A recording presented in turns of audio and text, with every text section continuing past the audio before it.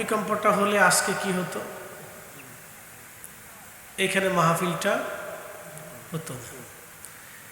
আমাদের সমস্ত মানুষের জীবন পাল্টে যেত। কোটি কোটি টাকার মালিক নিমিষেই মিসকিন হয়ে যেত। অনেক বাড়িওয়ালারা ঘরহীন হয়ে যেত। সপরিবারের সমস্ত মানুষ একেবারে নিশ্চিহ্ন হয়ে যেত। বাংলাদেশে হাজার হাজার পরিবার মুহূর্তে শেষ হয়ে যেত। ঢাকা শহর এত সময় লাশের দুর্গন্ধে বাতাসে গন্ধ ছড়িয়ে যেত। রক্তের দুর্গন্ধে মানুষ কাছে যেতে পারত না। আপনি আহত উদ্ধার করা তো দূরের কথা, আপনি তো ঢাকা ঢুকতেই পারতেন না। কথা ঠিক আছে কিনা? এই যে ভূমিকম্পটা হলো আজকেও অনুভূত হয়েছে। 2 বছরে বাংলাদেশে অন্তত মিনিমাম 30 বারের মতো ভূমিকম্প হয়েছে, ছোট বড় দিয়ে। এগুলো কিসের ইঙ্গিত বলেন? এই যে ইঙ্গিতগুলি ইশারা কিয়ামতের। আল্লাহ আমাদেরকে শিখাচ্ছে জমির মালিক আল্লাহ। একসাথে বলেন, জমির একচ্ছত্র মালিকের নাম কি? আল্লাহ। একসাথে আবার বলেন, কে? আল্লাহ। যদি বিশ্বাস করেই থাকেন তাহলে বাহিরে কেউ থাকবেন না, ভিতরে এসে বসে আমার কয়েকটা কথা শুনে যাবেন। একেবারে বেশি সময় লম্বা করে আপনাদেরকে কষ্ট দেব না, কিছু কথা আজকে শুনতে হবে। আমি আপনাদের এলাকাতে সম্ভবত প্রথম আসছি, তো এই জন্য আপনারা আসেন, 2টি কথা শুনে যান। আমার আশিকি হুজুরের কথা আপনারা শুনেছেন। তিনি আমাদের একজন শ্রদ্ধাভাজন, বক্তাদের ভিতরে শ্রদ্ধাভাজন ব্যক্তি, আমাদের সবার সিনিয়র এবং সম্মানিত। তো আপনারা বাইরে থাকবেন না, 2টি কথা শুনে যান। বাংলাদেশের যে ভূমিকম্প আজকে গতকাল ধাক্কা দিল, এটা সারা বাংলাদেশ ব্যাপী প্রত্যেকটা জমিন, ইঞ্চি জমিন মাটি কেঁপেছিল। বলেন তো এই মাটিটা কে কাঁপাইল? আল্লাহ। তাহলে এই সমস্ত শক্তির মালিক কে? আল্লাহ। তাহলে জমিন আল্লাহর কাছে কিছুই না। কোরআনে আল্লাহ বললেন, ওয়া ইদাল বিহারু ফুজ্জিরাত, সাগর উদ্দীরিত হবে। ইদা জুলজিলাতিল আরদু জিলজালাহা, জমিন প্রকম্পিত হতে থাকবে।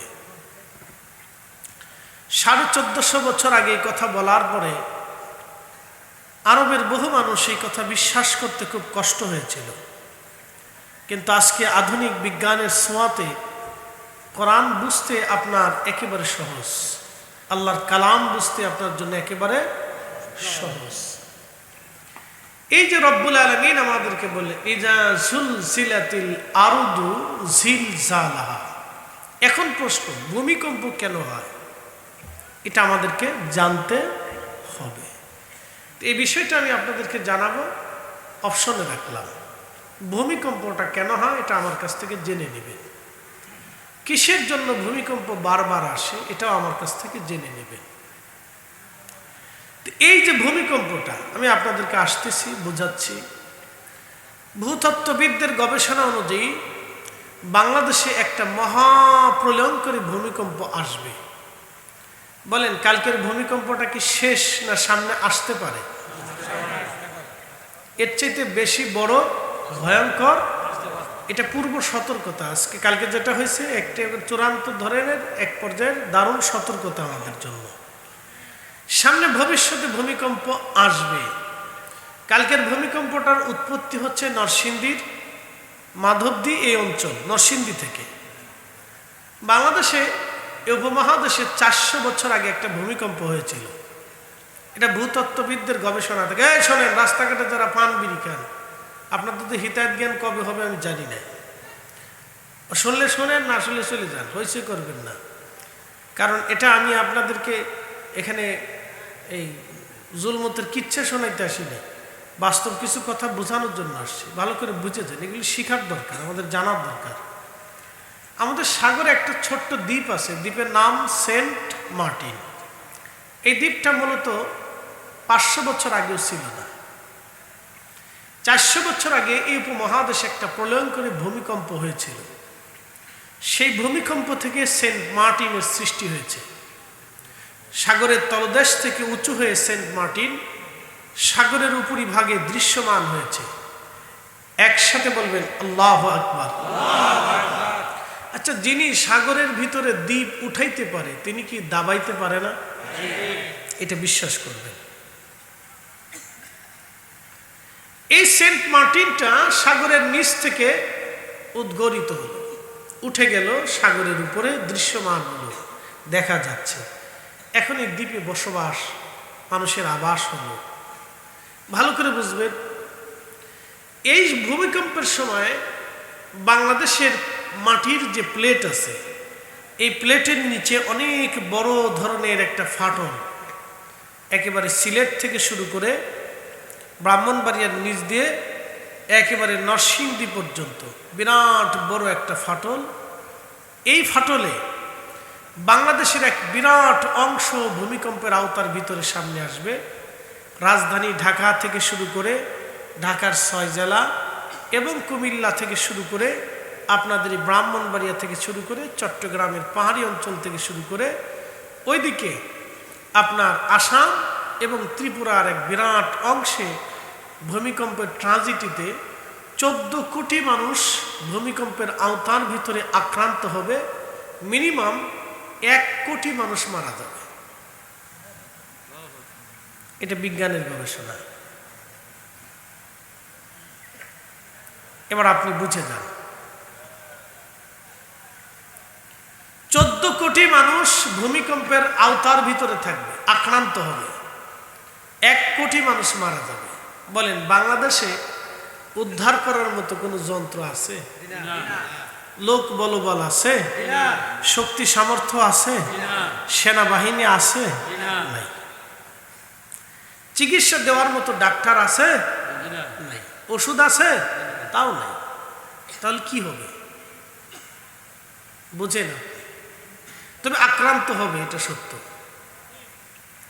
বিজ্ঞান বলছে টুডে টুমরো ভূমিকম্প অবশ্যই আসবে, এটা সত্য। ইতিপূর্বে এসেছিল, এটা সত্য। সামনে আসবে, এটা সত্য। ভয়াবহ ট্র্যাজেডির সম্মুখীন বাংলাদেশ হবে, এটা সত্য। বাঁচার কোনো রাস্তা নেই। তো এখন এই বিপদ আমাদের মাথার উপরে ঘুরতেছে, কারণটা কি? সারা পৃথিবীর এত জায়গা বাংলাদেশের উপর আসে, কারণ কি জানেন? এদেশের মুসলমানরা টুপি মাথায় দিয়ে মিথ্যা কথা কয়। আস্তে কয়েন না, জোরে বলে না, আর একটু জোরে বলে। নামাজ পড়ে যে ঘুষ খায়, ঘুষ খায় যে নামাজ পড়ে। শয়তানে চিন্তা করে যে আমি শয়তান না, ও শয়তান। শয়তানে মাঝে মধ্যে চিন্তা করে যে এটা কোন শয়তানেরা। না, চিন্তা করেন না, আমি আপনাদেরকে বুঝাই। আমাদের দেশে 85% মুসলমান। আপনি হোমনা থেকে একটা মেয়েকে ছেড়ে দেন, 16 থেকে 20 বছরের একটা সুন্দরী মেয়েকে আপনি বোরকা পরাইয়া, হাত মোজা পা মোজা পরায় ওকে ছেড়ে দিয়ে বলেন যে তুমি এই হোমনার এখান থেকে, ঘাড়মোড়া থেকে তুমি ঢাকা মোহাম্মদপুর পর্যন্ত এই রাত্রিবেলা যাও। 100% মেয়েটা মোহাম্মদপুর পর্যন্ত যাবে, কোনো গ্যারান্টি নেই। কথা বলে যারা বলে এটাই বাংলাদেশ, অথচ 85% মুসলমানের দেশ। এটি আমাদের লজ্জা। হাজার হাজার মাহফিল, হাজার হাজার মাহফিল থেকে আমাদের শিক্ষা হয় না। হাজার হাজার মাহফিল কিচ্ছু শিখি নেই, আমরাও শিখাইতে পারি, ব্যর্থ হয়েছি। পৃথিবীর অন্য দেশে যায় দেখেন এত মাহফিল নেই, এত মাহফিল নেই। বাংলাদেশ থেকে 6 বছর আগে স্বাধীন হলো মালয়েশিয়া। তারা পৃথিবীর উন্নত বিশ্বের এক বিশ্ব।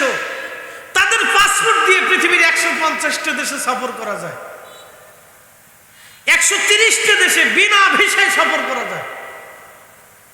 আর আমাদের বাংলাদেশের পাসপোর্ট দিয়ে ভিসা লাগানোর পরেও ইমিগ্রেশন থেকে ঢুকতে দেয় না।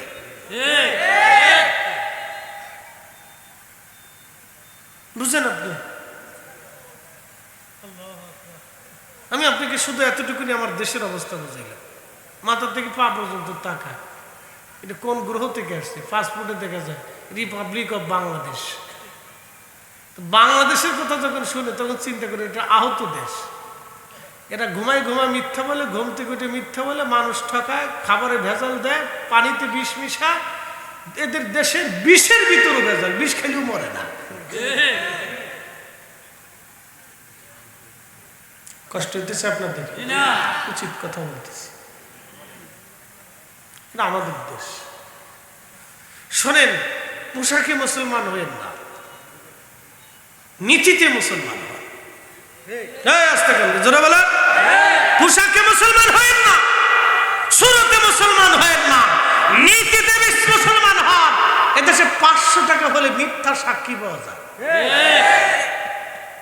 বিচারক চিন্তা করে যে আদালতের রায় যে দিবে, যারা সাক্ষী দিতেছে ওরা সত্য কিনা। আপনি ভাবেন গা শিহরে ওঠার মতো।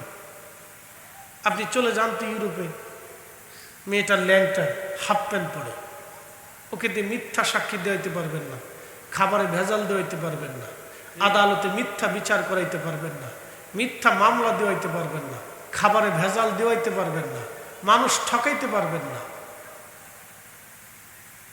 অথচ আমাদের দেশে বুরকা পইরে কলিজার টুকরা সন্তান রাইখে অন্য বেটার সাথে হাত ধরে পলাই চলে যায়।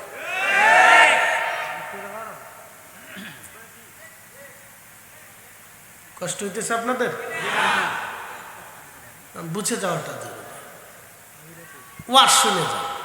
জীবনে বহুত নামাজ পড়ছেন, নামাজ হয়েছে কিনা আজকে শুনে যান। শুনবেন? হ্যাঁ শুনবেন? তাহলে একসাথে বলেন তো আল্লাহু আকবার। ওয়াজের জায়গা মতো হাত দিছি, আজকে জায়গা মতো হাত দিছি। ডক্টর ইউনূস সাহেব আসার পরে অনেক হুজুরে আর সুদের ওয়াজ করে না, না কি করে না আমি নিজেও জানি না, মানে ভয় পায়। হ্যাঁ, খুব ভয় পায়। কিছু হুজুর আছে মিলাদ বন্ধ করতেই হবে, তার মিলাদ শুরু করলে ওই হুজুরের আর ওই স্থানে খুঁজে পাওয়া যায় না। হারিকেন দৌড়ায়, এমন দৌড়ায় যে মনে হয় যে ওইখানে আগুন লাগছে। খুব দৌড়ায়, খুব কষ্ট পায়। কিন্তু সুদ করে আমার দাওয়াত দিয়ে সুন্দর মতো 6 পদের বত্তা 9 পদের তরকারি দেখা হইলে তখন মুছে মুছে ঘেটুর ঘেটুর করে গিলি গিলে খায়। তখন আর তার কাছে বেদাত হয় না, হারামও হয় না, না জায়েজ হয় না।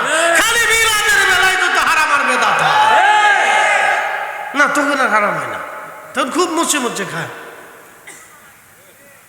14 পুরুষ বেহেশত পাঠাচ্ছে, মনে কিছু নিয়েন না, দুঃখে পড়ে বলতেছি। মিলাদের বিরুদ্ধে হুজুররা যত পরিমাণে লাগছে, তার অর্ধেক পরিমাণ যদি ঘুষের বিরুদ্ধে, সুদের বিরুদ্ধে, অন্যায়ের বিরুদ্ধে লাগতো, আল্লাহর কসম করে বলি এদেশে সুদ ঘুষ মাটির সাথে মিশে যাইতো। কথা বল না? বাংলাদেশে ঘুষ খায় কয়জন? 18 কোটি মানুষ, 5,000 মানুষ ঘুষ খায়, 10,000ই খায়, 50,000ই খায়, না আর বেশি না, 50,000 লোকই ঘুষ খায়। তো 50,000 লোক যদি ঘুষ নিয়ন্ত্রণ করা হয় তাহলে 18 কোটি মানুষ বেঁচে যায়। আমার দেশের মেধাবীরা চাকরি পায়, আমার দেশের যোগ্যরা চাকরির স্থানে যায়। যোগ্য ডাক্তার ডাক্তার হতে পারে, যোগ্য আলেম আলেম হতে পারে, যোগ্য ডিসি ডিসি হতে পারে, যোগ্য এসপি এসপি হতে পারে। কি কথা কর না কেন? যে হুজুররা মিলাদের বিরুদ্ধে লাগছে, ওরা যদি কয় যে আমরা জীবনে ঘুষখোরের বাড়ি দাওয়াত খাবো না, তাহলে কিন্তু ঘুষখোর সোজা হয়ে যায়। খালি যদি কয় যে ঘুষখোরের কোনো জানাজা পড়াবো না, তাহলে আরো সোজা হয়ে যায়। কি আসতে কন কে? হ্যাঁ, এইবার মনে হয় কষ্ট হচ্ছে আপনাদের, নাকি বলেন? এরকম 2-4 জন যদি সোজা হয়ে যায়, আল্লাহর কসম দেশ সোজা হয়ে যেত। উনি লাগছে দোয়া বন্ধ করতে হবে, ফাতিহা বন্ধ করতে হবে। ফাতিহা করলে খাইলে দোয়া করা যাবে না, দোয়া করলে খাওয়া যাবে না। বাপরে বাপ, কত বিখ্যাত মুনাজিরে আজম, কিন্তু সুদখোরের ঘুষখোরের বাড়ি দাওয়াত খেয়ে ফেলতেছে। ঘুষ করে 500 টাকা দিয়ে দোয়া চাইলে ক্যালকেলে বেহেশত পাঠাই দিচ্ছে। আসতে কনকে উচিত কথা বললে ফরিদি সব খারাপ হবেন না, কথা বুঝেন নাই? এত সময় আপনাদেরকে ডাইরেক্ট ওয়াজ শোনাচ্ছি, একবারে ডাইরেক্ট একবারে এম করে দিছি, ট্রিগার টেনে দিছি জায়গা মতো।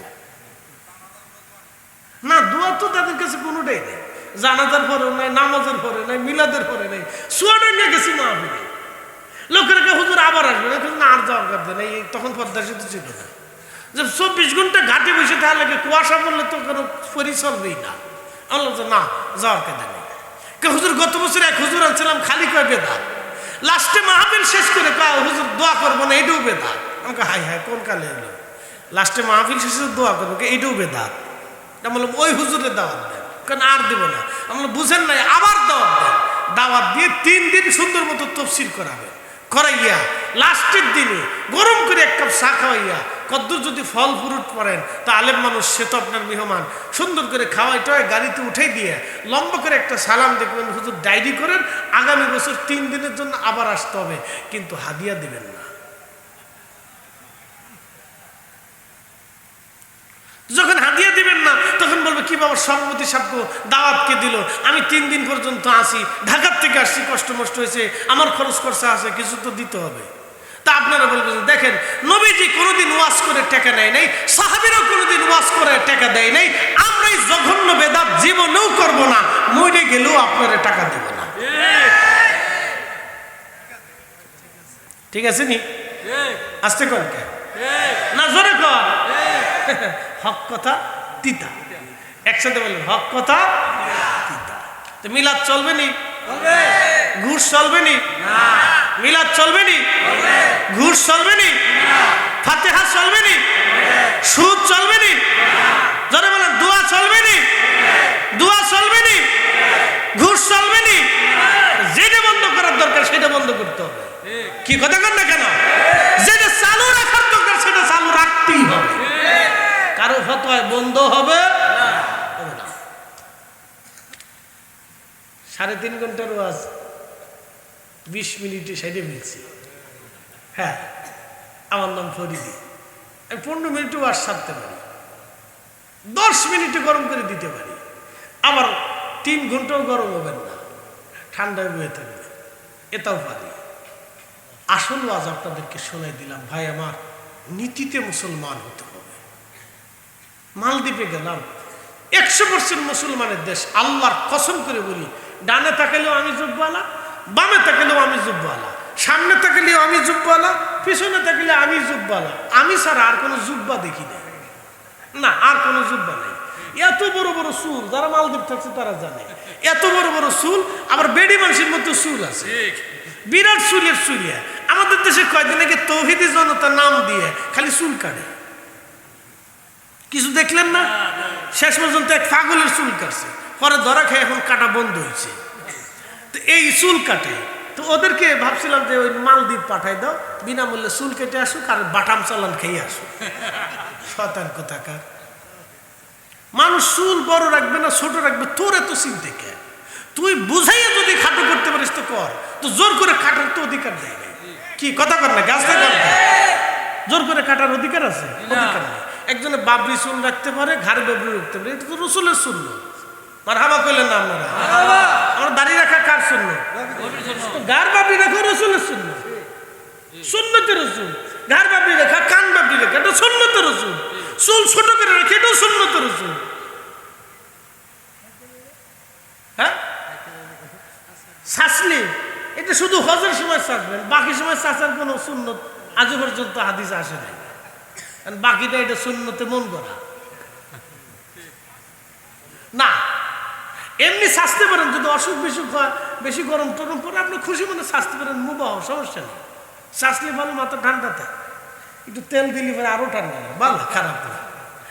আমি বেশি তেরি বেরি করলে আমি চাইছি ফেলাই দিই, যা মাথা ঠান্ডা থাকলে অসুবিধা নেই।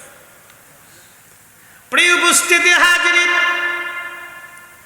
চারিপাশে শুধু টুপি ছাড়া, কিন্তু লক্ষ্য করলাম ওরা মালে ভেজাল দেয় না, খাবারে কম দেয় না, ফরমালিন দেয় না, ছগলখড়ি করে না, 2 নম্বরই করে না, মানুষ ঠকায় না, ব্যবসায়িক ঠকায় না, এক ভাইকে আর এক ভাইকে বাস দেয় না, কোবাকুবি করে না, মারামারি করে না, এক গ্রাম আর এক গ্রাম গুতাগুতি করে না। লালমনিরহাটের হাতিবান্ধা বাজারের নাম গুতামারি, হাতিবান্ধা থানার গুতামারি মাহফিল করতে গেছে। আমি বললাম কি ব্যাপার, আপনার কি গুতা মারেননি? না হুজুর গুতামারি না তো, তার নাম গুতামারি কে? হুজুর কে যেন রাখছে, যাক ভালো, গুতামারি। তা এক গ্রাম আর এক গ্রামের কাজে ঠকে গেলে এই গ্রামের মানুষ ওই গ্রামে যাইয়া মানুষের বাড়ি ঘরে চুলা ডালা চাকা পয়সা সোনা দানা গরু ছাগল হাঁস মুরগি ভেড়া বকরি বিছানা চাদর গামছা গেঞ্জি যা পায় সব চুরি করে নিয়ে এসে বলেন মুসলমান না। যদি কলিজায় সাহস থাকে যে কোরআন আমার সাথে, বলেন আমাকে কোরআন থেকে দেখাইতে হবে। যারা এগুলি করে তারা মুসলমান না? জোরে বলেন, আস্তে কনকে জোরে বলেন, তারা মুসলমান। তাহলে কোরআন থেকে দেখাইতে হবে তারা মুসলমান। হয় কোরআন মিথ্যা না ওরা হয়, নাহলে ওরা মিথ্যা কোরআন হয়। আমাকে বুঝাইতে হবে কিসের মুসলমান। তো এগুলি চলবে কেন? কেন এগুলি হবে? বাংলাদেশ থেকে এগুলি বন্ধ হয় না কেন?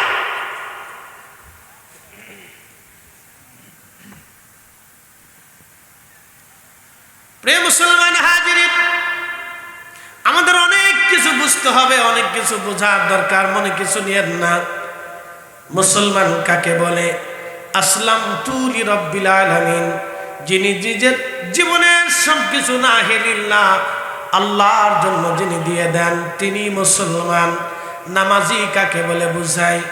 আল্লাহ বলেন ইন্নাস সালাতা তানহা আনিল ফাহশাই ওয়াল মুনকার, নিশ্চয় নামাজ তোমাকে ফাহিশা কাজ থেকে, খারাপ কাজ থেকে, বেহুদা কাজ থেকে, অন্যায় কাজ থেকে, হারাম কাজ থেকে নামাজ তোমাকে ফিরাবে, নামাজ তোমাকে ফিরাবে, নামাজ তোমাকে ফিরাবে।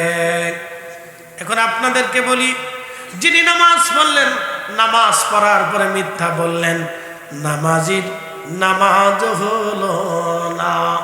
নামাজ পড়লো, মিথ্যা বললো, নামাজ পড়লো, সুদ খাইলো, নামাজ পড়লো, ঘুষ খাইলো, নামাজ পড়লো, অন্যের জমি দখল করলো, নামাজ পড়লো, অন্যের টাকা মেরে দিল, নামাজ পড়লো, অন্যের হক মেরে দিল, নামাজ পড়লো, আজ পর্যন্ত ভাইয়ের জমি বুঝাই দেয় নাই, নামাজ পড়লো, আজ পর্যন্ত বোনের জমি বুঝাই নাই, নামাজ পড়লো, আজ পর্যন্ত এতিম ভাতিজা ভাতিজির জমি বুঝাই দেয় নাই।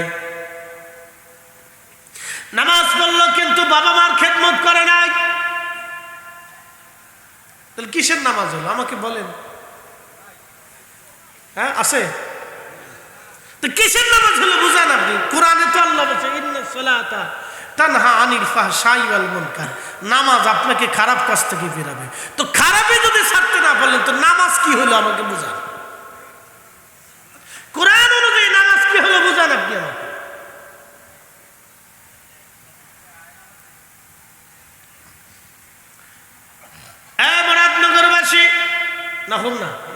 হোমনাবাসী খুব মনোযোগের সাথে শুনবেন, কষ্ট নেবেন না। আল্লাহ কোমরন হক তিতা, হক সব সময় তিতা লাগে। কারণ আমরা এখন হয়ে গেছি দল পূজারি, মত পূজারি। আমরা যেটা কবুল করলাম মনে করলাম এটাই ঠিক, সব ঠিক। এইগুলি যদি চলতে থাকে তাহলে বিরাট সমস্যা। আসল দ্বীনের হাকিকত আমাদের বুঝতে হবে। ইসলাম আল্লাহর ওলিরা শিখিয়ে দিয়ে গেলেন, আল্লাহর ওলিরা রাস্তা দেখাইলেন, আল্লাহর ওলিরা ইসলাম বুঝিয়ে দিয়ে গেলেন। শাহজালাল রহমতুল্লাহ আলাইহি তিনি একা, তিনার সাথে ৩৬০ জন আল্লাহর ওলি ছিলেন। তিনি যেই কোরআন এনেছিলেন আজও পর্যন্ত সেই কোরআনই আছে। না আসতে করেন না, জোরে বলেন। শাহজালাল মানে এই কোরআন এনেছিলেন, কথা ঠিক আছে না? সেই সূরা ফাতিহা এখনো আছে, ১১৪টি সূরা এখনো আছে। তিনি যেই কোরআন হাতে করে এসেছিলেন সেই কোরআনটা এখনো আছে। তাহলে শাহজালাল